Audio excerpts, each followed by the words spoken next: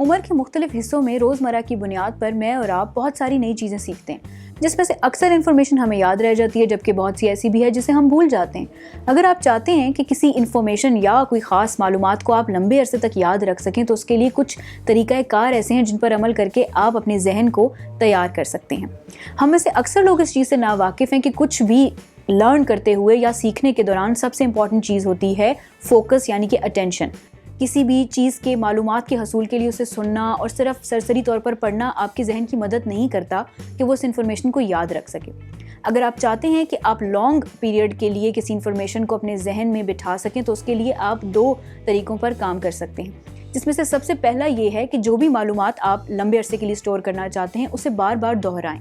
جیسے آپ نے کوئی بک پڑھی ہے اور اس کا کنٹینٹ آپ کو بے حد پسند آیا ہے، اس کے اندر کا موجود مواد آپ کے انٹرسٹ کا ہے اور آپ چاہتے ہیں کہ آپ کا ذہن اسے یاد رکھے، تو آپ اس بک کو زیادہ دور نہ رکھیں، اپنے پاس رکھیں تاکہ آپ فارغ وقت کے دوران اسے اکثر پڑھتے رہیں اور آپ کے ذہن کو پتہ ہو کہ آپ یہ انفارمیشن یاد رکھنا چاہتے ہیں۔ دوسرا طریقہ ہے 50-50 لا۔